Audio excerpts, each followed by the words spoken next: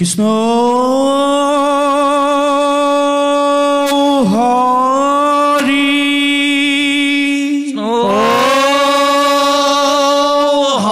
হৰি ও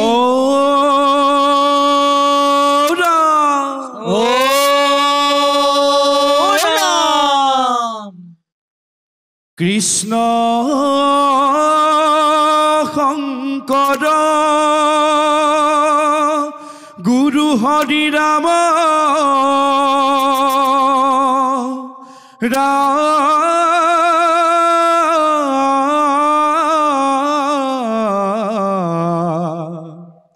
হৰি ৰাম ৰাম ৰাম ৰাম ৰাম ধৰ্ম স্থাপনৰ হেতু প্ৰভু নাৰায়ণে যুগে যুগে অৱতাৰ ধৰে হে ৰাম নিসিংহ ৰূপ ধৰি হৰি হিৰণ্যকশিপুক মাৰি প্ৰহ্লাদক উদ্ধাৰ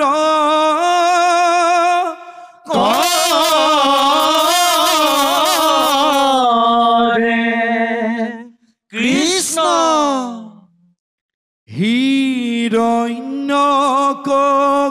হিৰণ্যকশিপুৰ ঔৰসতে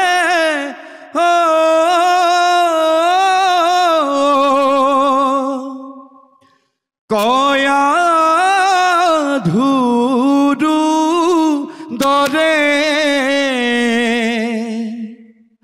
জন্ম লৈলে মহাভক্ত প্ৰহ্লাদ কুমাৰে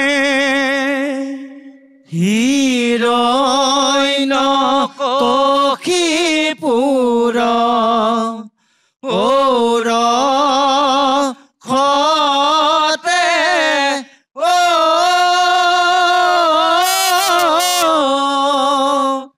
কয়া ধুৰু দৰে কৃষ্ণ কৃষ্ণ জন্ম লৈলে মহাভক্ত প্ৰহ্লাদ কুমাৰে ৰাম ৰাম আদেশিলা দৈত্য ৰাজে শুক্ৰ তনয়ক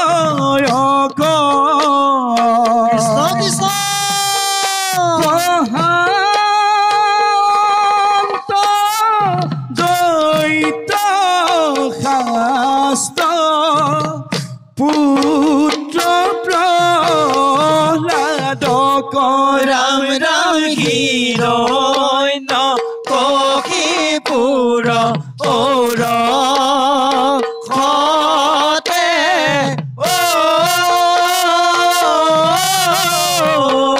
কয়া ধুৰু দৰে কৃষ্ণ কৃষ্ণ জন্ম লৈলে মহাভক্ত প্ৰহ্লাদ কুমাৰে ৰাম ৰাম নপহন্ত দৈত্য পুত্ৰই বামানয় শাস্ত্ৰ কৃষ্ণ কৃষ্ণ একমনে লৈ পুত্ৰই হৰি নাম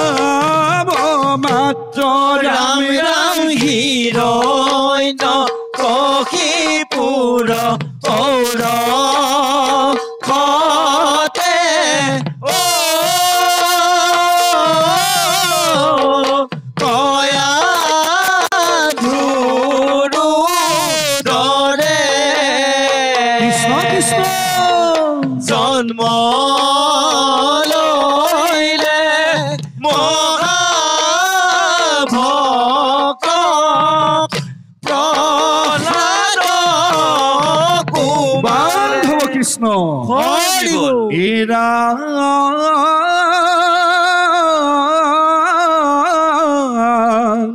সন্ধামৰকৈ দৈত্যৰাজক কহিলে বিৱৰি তুহাৰ পুত্ৰই কেৱল বুলন্ত হৰি হৰি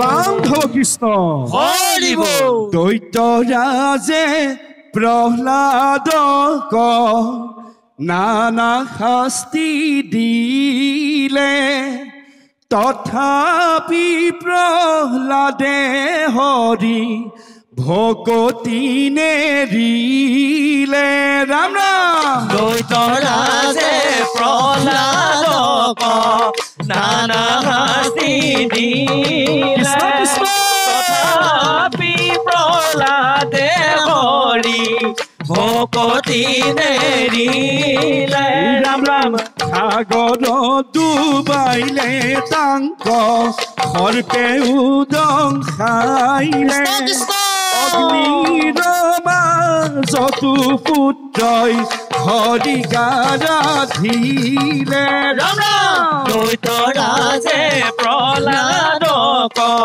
নানা শাস্তি দিলে তথাপি প্ৰহ্লাদে হৰি ভকতি নেৰিলে ৰাম ৰাম বিষ্ণুৰ চৰণ চিন্তি নিভয়ে থাকিলে ৰাম নাম মহাতত্ব জগত দেখাইলে ৰাম ৰাম দৈত্যৰাজে প্ৰহ্লাদক নানা শাস্তি দিলে তথাপি প্ৰহ্লাদে হৰি ভকতি নেৰিলে বান্ধৱ কৃষ্ণ হৰি বল হেৰা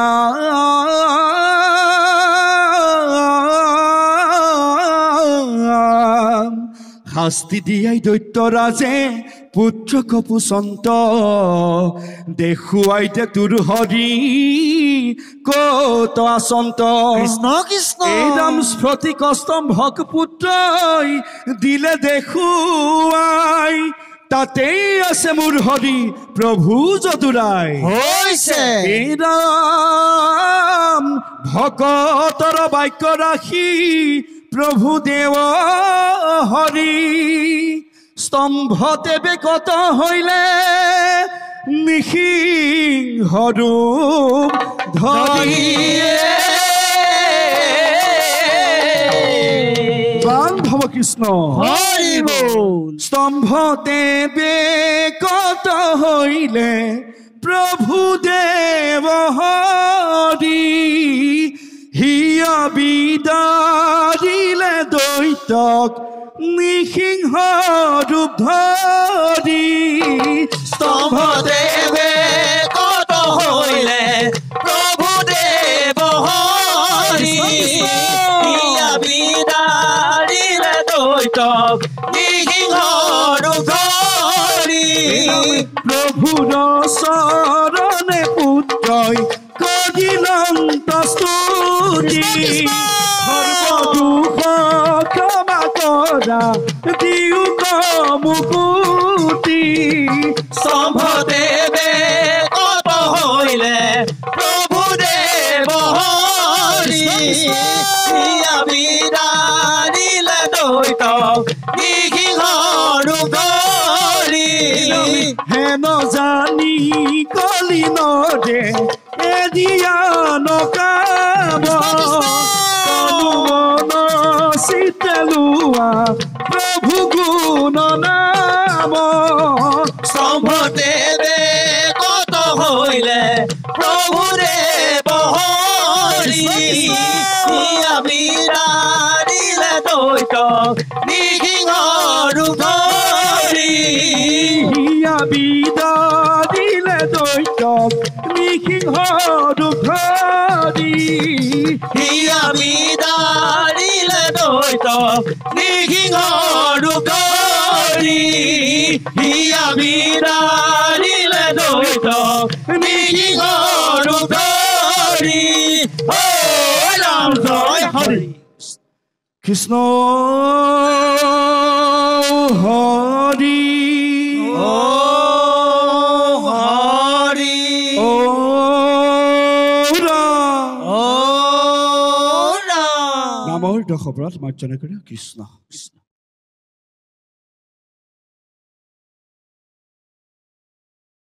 কৃষ্ণ শিৰোমণি দলটোলৈ আমাৰ তৰফৰ পৰা সেৱা আগবঢ়াইছোঁ মই এক কথা এষাৰ সুধিব বিচাৰিছোঁ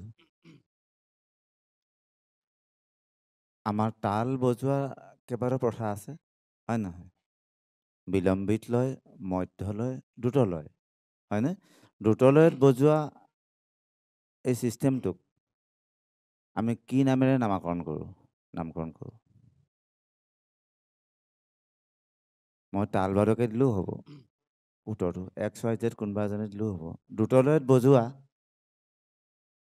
শেষত যে উপদেশ গোৱা হৈছে যে উপদেশত সেই দ্ৰুতলয়ত হৈছে সেই দ্ৰুতলয়ত বজোৱা সেই তালৰ যিটো পেটাৰ্ণ তালৰ যিটো পেটাৰ্ণ সেই পেটাৰ্ণটোক কি নামেৰে নামকৰণ কৰা হয় ছাৰ খেমটানি that is not a taal Khemta এখন তাল মই খেমটা তাল বুলি ক'বলৈ যোৱা নাই তাল বজোৱা যিটো ধৰণ আমি প্ৰথমতে ফাকত বজাই আছো নাই যেতিয়াই আমাৰ ঘোষণি হ'ল যেতিয়াই উপদেশ গোৱা হৈছে উপদেশ গোৱা সময়ছোৱাত বজোৱা তালৰ এটা নিৰ্দিষ্ট নাম আছে সেই বাদন শৈলীটোৰ এটা নিৰ্দিষ্ট নাম আছে তাৰ লগত অকণমান সুবিধা কৰিছোঁ অনিপ্ৰত্যয় যোগ হৈছে আগৰ শব্দটো কৈ দিলে হৈ গ'ল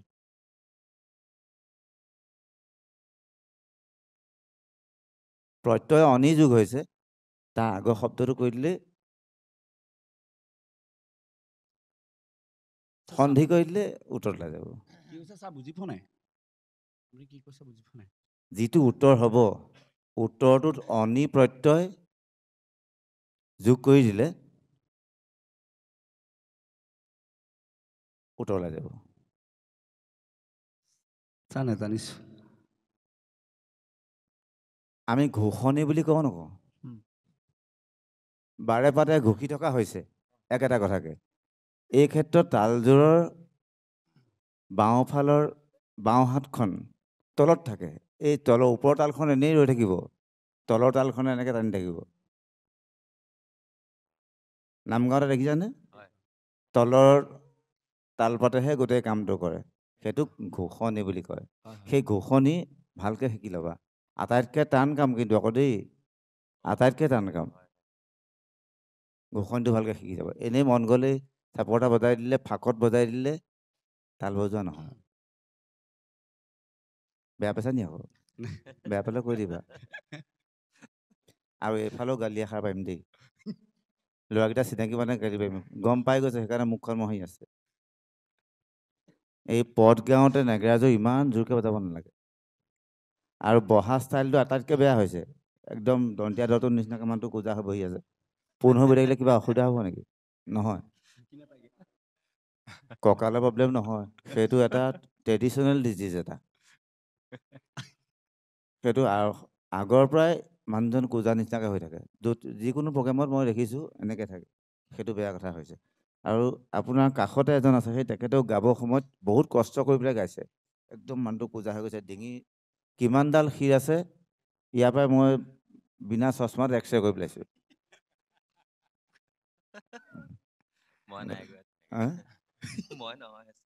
হয় হয় হয় গতিকে মন প্ৰাণ ঢালি গাইছে আমি আটাইতকৈ সুন্দৰ পাইছোঁ ধন্যবাদ ছাৰ বিশেষকৈ পৰিৱেশন কলা যে সকলোৰে যদি একে হয় একদম সুন্দৰ লাগি যাব আমি যিহেতু পৰিৱেশন কৰিছোঁ মঞ্চত পৰিৱেশ্য কলা হয় নহয় সকলো যদি আমি একদম সুন্দৰকৈ একদম ষ্ট্ৰেট হৈ পেলাই যদি গাওঁ হালিটো যদি একেফালে দিওঁ একদম সুন্দৰ লাগিব এতিয়া তোমাৰ কাষতে এই আছোঁ কঁকাল বিষ হ'ল কঁকালৰ প্ৰব্লেম আছে তেওঁৰ নামটো তোমাৰ কথাই কৈছে গতিকে মঞ্চত আছা যে এইফালে ৰেকৰ্ডিঙো কৰি আছে মোৰ কথাখিনিও ওলাব আৰু তোমালোকে থকা কথাখিনিও ওলাই যাব কাইলৈ পৰহিলৈ ইউটিউবত দিব সীমান্ত মহন্ত গৰাকীয়ে গালি পাৰিব হয়নে গালি পাৰিলে উত্তৰ দিবলৈও মই যিমান দিন জীয়াই থাকিম, এতিয়া 55 বছৰ হৈছে, মিনিমাম 72 বছৰলৈকে মই ঠিকে থাকিম। 72 বছৰলৈকে আই উইল বি এনচাৰিং, মই উত্তৰি থাকিম দেই। মই আজি প্ৰথম দেখিছোঁ দলটোক, মানুহখিনিক বেলেগে বেলেগে বজোৱা দেখিছোঁ। এই খোলটোৱে নেগেৰাটোৱে মই তালিকেইটাৰ মাতটো শুনিবলৈ বিচাৰিছোঁ। তালিফালে ডাঙৰকৈ বজাই দিয়াচোন, খোলাকৈ বজা, খোলা এইটো খুলি দিয়ক, এটা আঙুলিয়ে। চাউণ্ডটো খুলি দিয়ক।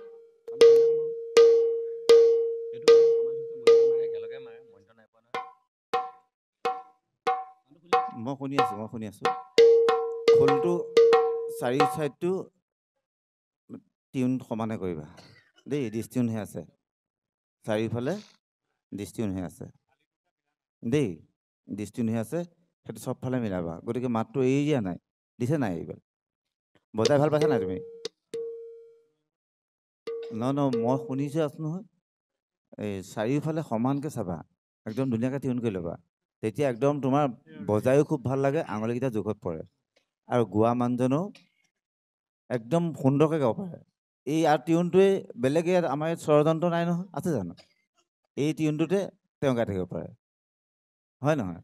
আমি বেলেগ স্বৰযন্ত্ৰ ব্যৱস্থা কৰা নাই যে। গতিকে আমি সংগীত যিহেতু লৈছোঁ, আমি এইটো টিউনটো বেছ কৰি লৈ গাম। তুমি ভৱিষ্যতে এটা ছাইডে, দুই ছাইডে মিলি আছে, বাকী এটা ছাইড সমান হোৱা নাই, চাৰিওফালে সমান কৰি ল'বা দেই। নেকেৰাও তেনেকৈ ল'বা। তুমি বুলি কৈছোঁ আকৌ, অসন্তোষ কৰিব নালাগে।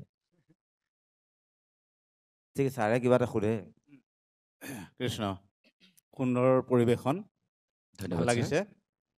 পিছে মই এই কথাটো বহুদিনৰ আগতে ক'ব লাগিছিল, তেনেকুৱা সুবিধা হোৱাও নাই। আচলতে আজি মই দিনৰ 11 বজাতে মই ইয়াত পালোঁহি। 11 বজাৰ পৰা বহি বহি প্ৰায় 4 ঘণ্টা সময় মই বহিলোঁ।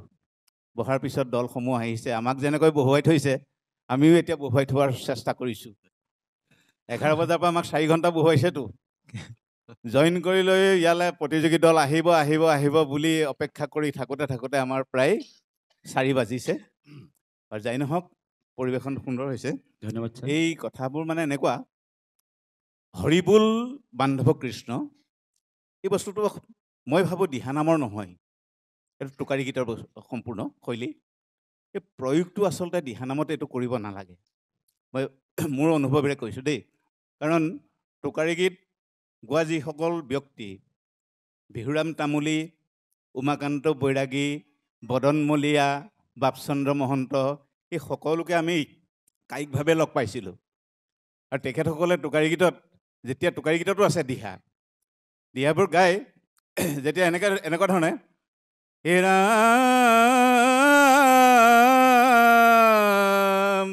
বাৰীৰ পিছে ফালে জাতি বাঁহে জুপি সিও মোৰ সোঁতৰৰ বাই হৈছে, এই চিঞৰটো মাৰে।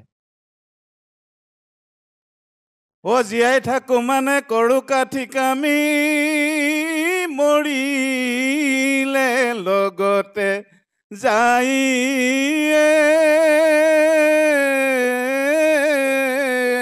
হৰিবোল বান্ধৱ কৃষ্ণ। এই বস্তুটো শৈলী টোকাৰী গীতৰ। ইয়াত দিহানামত আচলতে এই শৈলীটো প্ৰয়োগ কৰিব নালাগে বুলি ভাবোঁ মই। এইটো মানে বিশেষকৈ মই যথেষ্ট অধ্যয়ন কৰিছোঁ এই দিশত। অধ্যয়ন কৰি কিছু কিছু তথ্যও সংগ্ৰহ কৰিছোঁ। ইয়াৰ বিশেষ একো তথ্য নাই, মানে আগৰ দিনৰ বয়সস্থ বহু মানুহ মই লগ কৰিছোঁ। অসমৰ মানে আমাৰ ধেমাজিত আছে কেইজনমান যথেষ্ট বয়সস্থ মানুহ, তিনিচুকীয়াত আছে। মই তেখেতসকলৰ কিছু শৈলী তেখেতসকলৰ পৰা সংগ্ৰহ কৰিছোঁ। আমাৰ যোৰহাটতো আছে বহু কেইজন বয়সস্থ মানুহ, ছাৰ, সেইসকলৰ পৰা। হয়, আমিও অসমৰ বিভিন্ন মঞ্চত পৰিৱেশন কৰি আহিছোঁ। হয় হয় এনেকৈ বান্ধৱ কৃষ্ণ হৰিবোল কৰিয়ে কৰি আহিছোঁ। হয় হয়। আপুনি আমাক শুদ্ধটো কৈ দিয়কচোন, কেনেকৈ ক'ম আমি? নহয়, আচলতে বস্তুটো গাওঁতে আমি এই বস্তুটো ধৰক আমি দিহা এটা দিলোঁ, ধৰি লওক এ ৰাম হৰি নাম কীৰ্তনত নাহি কাল দেশ পাত্ৰ, নিয়ম সংযম একো বিধি এই খালীকণ যেতিয়া পৰেগে এইখিনিত কৃষ্ণ বুলি চিঞৰ এটা মাৰিব পাৰে কৃষ্ণ বুলি উচ্চাৰণ কৰিব পাৰে এজনে তাৰপিছত হৰিত শৰণলৈয়া কেৱল হৰিৰ নাম কীৰ্তন কৰন্তে হুৱে সিদ্ধি ৰাম ৰাম কোমলকে উচ্চাৰণ কৰিব লাগে এইটো ৰাম ৰাম বাকীসকলে কৃষ্ণ বুলি উচ্চাৰণ কৰিব এইডোখৰ ঘোষা হয় ঘোষাত আমি তেনেকেই গাইছোঁ ছাৰ ঘোষাকণত আমি নহয় তেনেকৈ ঘোষাত নহয় ঘোষাটো ঠিকে কৈছে ন পিছত মাজত যে চিঞৰ মৰা হৈছে এই হৰিবোল বান্ধৱ কৃষ্ণ ৰাখো তেনে ৰাখোতে বান্ধৱ কৃষ্ণ কৰি ৰাখিছিলোঁ বান্ধৱ কৃষ্ণ বাকীসকল হৰিবোল বুলি যে কৈছে হয় সেইটো দিহাটো দি পেলাই কোমলকে নামাচাৰ্য নামতে ৰাম ৰাম বাকীসকলে কৃষ্ণ তেনেকৈ ক'লেও হ'ব হ'ব এইটো সেইটো শৈলীটো সেইটোৱে আচলতে কাৰণ টোকাৰী গীত আৰু দিহানাম দুইটা বস্তুৰ শৈলী পাৰ্থক্য আছে ধন্যবাদ ছাৰ শৈলীটোৰ একদম পাৰ্থক্য আছে টোকাৰী গীতসমূহ সদায় জীৱনটো আৰু সংসাৰখনক লৈ পেলাই গায় টোকাৰী গীতসমূহ আৰু দিহানাম বুলি ক'লে মানে ইয়াত দিহা শব্দটোৰ অৰ্থই উপদেশ উপদেশ আহিবই লাগিব উপদেশ নহ'লে দিহানাম নহয় উপদেশ থাকিব লাগিব সেইকাৰণে ধন্যবাদ জনাইছোঁ এই কথাখিনি আচলতে মই বহু কেইবাৰ আগতেই ক'ব লাগিছিল কথাখিনি ক'বলৈ তেনেকুৱা সুবিধাও নাপাওঁ দল যথেষ্ট থাকে এই দলসমূহ থাকোঁতে মানে সময়ৰ কথা এটা আছে আমি এতিয়া মানে দল কম আছে আমাক বহুৱাই থোৱাৰ কাৰণে আমি এতিয়া আকৌ বহুৱাই থোৱাৰ চেষ্টা এটা কৰিছোঁ দেই বেয়া পাব নালাগে ধন্যবাদ থাকিল উত্তৰ কামনা কৰিছোঁ আমিও আমাৰ শিৰোমণি দলৰ তৰফৰ পৰা আপোনালোক দুইজনলৈকে ধন্যবাদ জ্ঞাপন কৰিছোঁ ধন্যবাদ